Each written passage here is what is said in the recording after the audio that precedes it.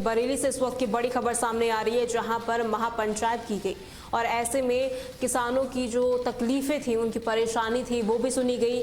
बरेली से इस वक्त की बड़ी खबर हम आपको बता रहे हैं, जहां पर चौधरी राकेश टिकैत ने महापंचायत की है। महापंचायत में किसानों की समस्या भी सुनी गई है और यहाँ पर सरकार के खिलाफ नारे भी लगाए गए हैं। ये तस्वीर हम आपको बरेली की दिखा रहे हैं, जहां पर सरकार के खिलाफ नारे लगाए गए। राकेश टिकैत यहाँ पहुंचे थे, महापंचायत उन्होंने की थी और यहाँ पर सरकार के खिलाफ नारेबाजी की और साथ ही सरकार को घेरने की कोशिश भी की गई। टिकैत ने साफ तौर पर कहा है कि सरकार के सभी दावे झूठे हैं और साथ ही सरकार किसानों की जमीन पर कब्जा करना चाहती है, ऐसा राकेश टिकैत का कहना है।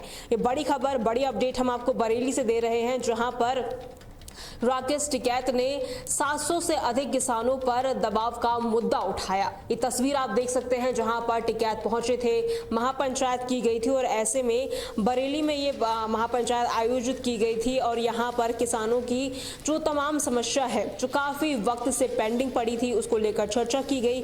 यहाँ पर महापंचायत में कृषि क्षेत्र से जुड़े 17 पॉइंट्स पर चर्चा की गई और ऐसे में बरेली विकास प्राधिकरण की मनमानी और किसानों की जमीन पर जबरन कब्जे का मुद्दा भी राकेश टिकैत ने उठाया और कहा कि सरकार के सभी दावे झूठे हैं और ऐसे में महापंचायत में सैकड़ों किसान जुटे और यहां पर सरकार के खिलाफ नारे भी लगाए। ये तस्वीर हम आपको दिखा रहे हैं, जहां पर तमाम जो किसान है मौजूद हुए और यहां पर सरकार के खिलाफ नारेबाजी की गई और बीकेयू के जिला अध्यक्ष ने भी जानकारी दी और बताया कि आयोजन किसानों को उनके हक के प्रति जागरूक करना है और इसीलिए ये महापंचायत यहां पर बुलाई गई है।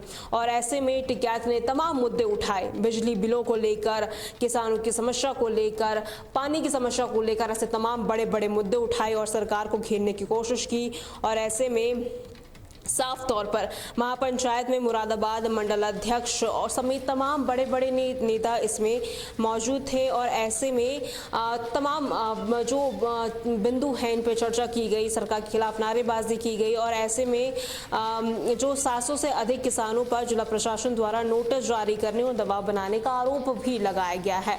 राकेश टिकैत का क्या कुछ कहना है वो आपको पहले सुना देते हैं। में बेचोगे आम लोगों को तो कोई ये व्यापार है? ये तो किसान ही कर लगा फिर। किसानों का आरोप है बीडीए अधिग्रहण कर रहा है। अरे जब भी तो बीडीए के खिलाफ ही तो मूवमेंट होगा। आज यहाँ आए और ये इत्तेफाक देखो कि आज से 20 साल पहले इसी तारीख को यहाँ पर इसी जगह पर हम आए। 20 साल बाद में ये इत्तेफाक है कि तारीख भी वही है, दिन भी वही है, महीना भी वही है, साल 20 हो गए। तो 20 का 20 तो बहुत खतरनाक हो, ये इस पे बरेली पे भारी पड़ेगा। सरकार कह रही किसानों के लिए भरपूर यूरिया वगैरह खाद मिल रहा है, लेकिन झूठ कह रही सरकार से बड़ी तो झूठी कोई है ही नहीं। या तो सरकार बहुत बेडब है या झूठ बोलू जाएगी, काम नित्य नित्य अपना दूसरा करेगी। ये चाहती है, देखो सरकार की पॉलिसी क्या है कि किसान को नुकसान हो खेत में, किसान खेती बेचे, किसान जमीन से नफरत करे, तो ये सरकार की योजना है। ये भी तो योजना सरकार की है। सरकार कह रही है बिजली पानी फ्री दे रहे हैं किसानों को, तो ये कहाँ दे रहे? कौन सी सरकार है? हमारे तो सामना कहा नहीं, कहाँ है सरकार? वही अभी जो जीएसटी की दर कम की गई है, सरकार कह रही है हमने गौशाला बना दी, उसके बाद भी किसान परेशान है। इस पर क्या कहना चाहते हैं? वही गेहूँ थोड़ा बनी होगी, शहर के व्यापारी जो एक पशु नहीं रखते, किसान का पशु तो खेतों में घूम रहा, जो छोटा पशु है। आज आजम खान जेल से तैयार हो रहे हैं। अरे हो जान तो राकेश टिकैत ने क्या कुछ कहा वो सुना आपने, जहां पर उन्होंने सरकार पर गंभीर आरोप लगाए और ये भी कहा कि आज भी वो वहीं बैठे हैं जहां 10 साल पहले बैठे हुए थे। और इसी खबर पर ज्यादा जानकारी के लिए हमारे संवाददाता सलमान फारूकी हमारे साथ जुड़ चुके हैं। सलमान, देखिए ये महापंचायत की गई है, ऐसे में क्या इसका उद्देश्य था और अभी तक इस महापंचायत का कितना असर देखने को मिला है? सलमान।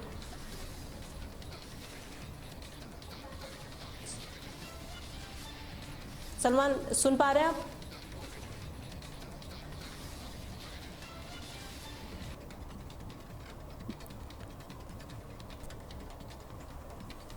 तो ऐसे में सरकार के कैसे दावे थे वो भी यहाँ पर राकेश टिकैत ने रखे हैं और ऐसे में चौधरी राकेश टिकैत महापंचायत को लेकर पहुंचे थे और यहाँ पर उन्होंने तमाम जो मुद्दे हैं वो भी उठाए और ऐसे में कहीं ना कहीं ये जिस तरीके से महापंचायत में सैकड़ों किसान यहाँ पर मौजूद हुए हैं और साथ ही उन्होंने चेतावनी भी दी है कि अगर उनकी मांगे नहीं मांगी गई तो जो आंदोलन है काफ़ी ज़्यादा उग्र हो जाएगा।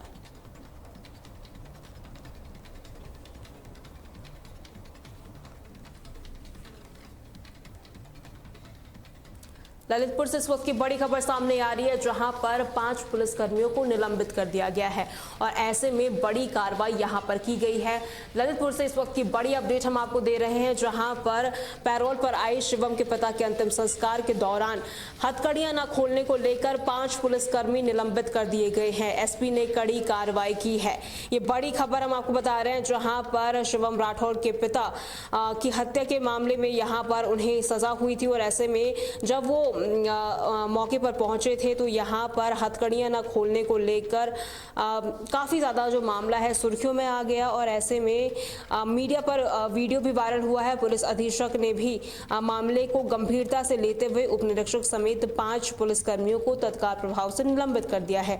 परिजनों का आरोप है कि शिवम को झूठे मुकदमों में फंसाया गया है और लगातार उस पर उत्पीड़न किया जा रहा है और ऐसे में कहीं ना कहीं गिरफ्तारी के एक दिन बाद ही पिता ने आत्महत्या कर ली थी और ऐसे में जब वो पैरोल पर बाहर आए, यहाँ पर पुलिसकर्मियों ने उनकी जो हथकड़ियां हैं नहीं खोली तो इसी पर एसपी ने कड़ी कार्रवाई की और 5 पुलिसकर्मियों को निलंबित कर दिया।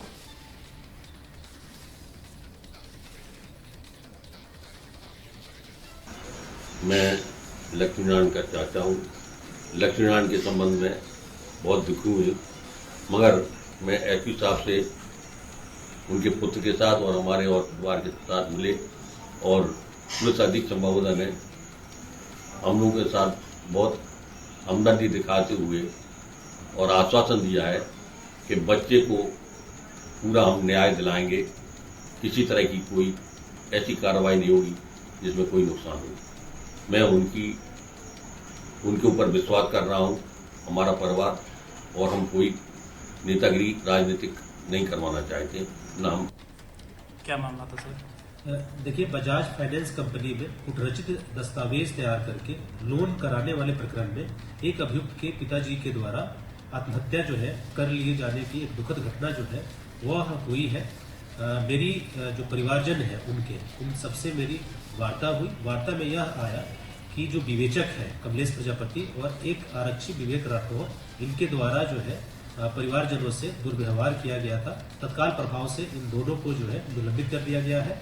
इसके अलावा जो शिवम राठौर जो पेरोल पे छूट करके आए थे और उनकी सुरक्षा में जो सुरक्षा गार्ड लगी हुई थी, उस गार्ड के द्वारा जो हथकड़ी नहीं खोला गया था, इस लखीमपुर खीरी की ओर रुख कर लेते हैं, जहां से इस वक्त की बड़ी खबर सामने आ रही है, जहां पर मनचलों के हौसले एक बार फिर से बुलंद होते हुए नजर आ रहे हैं। ऐसे में छात्रा जो कोचिंग के लिए जा रही थी उसके साथ छेड़छाड़ भी की गई है। घटना सीसीटीवी कैमरे में कैद हो गई है।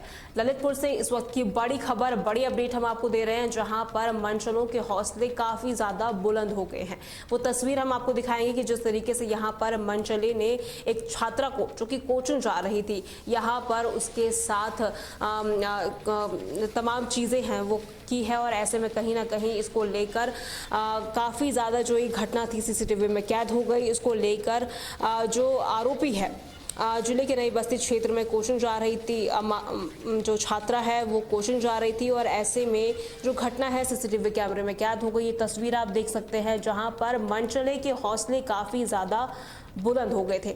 ऐसे में जो गार्ड था मौके पर मौजूद था, उसने जो छात्रा है उसे किसी न किसी तरीके से बचाया। यहाँ पर परिजनों ने बताया कि आरोपी ने छात्रा को दबोचने की कोशिश की, लेकिन बड़ी जो घटना है होते होते टल गई। ये सीसीटीवी फुटेज आप देख सकते हैं जहाँ पर काफ़ी ज़्यादा जो हौसले हैं उनके बुलंद हो गए हैं। हालांकि छात्रा सुरक्षित है, लेकिन कहीं ना कहीं परिवार ने सख्त सुरक्षा की मांग की है। देखिए, कोचिंग एक छात्रा जा रही है और ऐसे में कुछ जो जिस तरीके से युवक है वो आता है और ऐसे में कहीं ना कहीं डर का माहौल बन जाता है। ऐसे में जब छात्रा कोचिंग जा रही थी, यहाँ पर मनचले के हौसले इतने बुलंद हैं कि उसकी कोचिंग के बाहर ही यहाँ पर उसे दबोचने की कोशिश की गई। हालांकि जो गार्ड था वो मौके पर मौजूद था, उसने जैसे तैसे छात्रा को बचाया। इस सीसीटीवी फुटेज में आप देख सकते हैं कि यहाँ पर मंचले के हौसले इतने बुलंद है कि वो कोचिंग के अंदर तक घुस गया। यहाँ पर उसने जो गार्ड है उससे भी बातचीत करने की कोशिश की और ऐसे में कहीं ना कहीं छात्रा ने भागकर अपनी जान बचाई।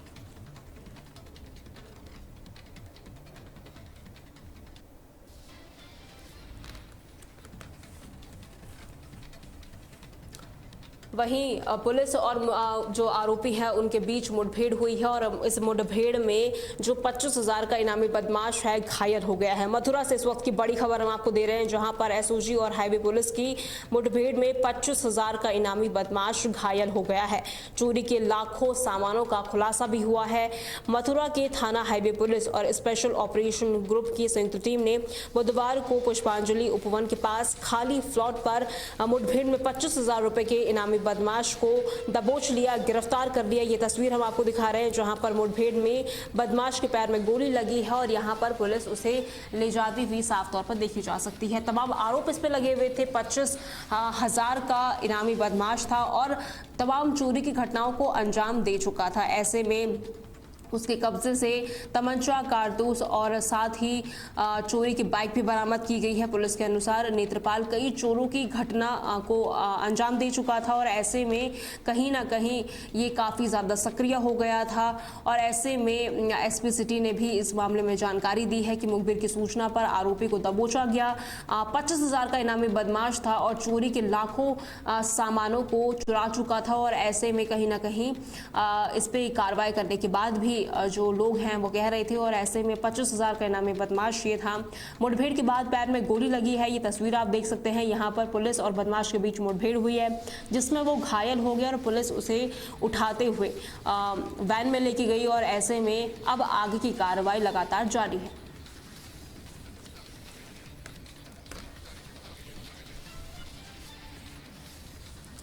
ब्रेकिंग न्यूज में फिलहाल के लिए इतना ही। खबरों के लिए बने रहें तहलका डिजिटल के साथ।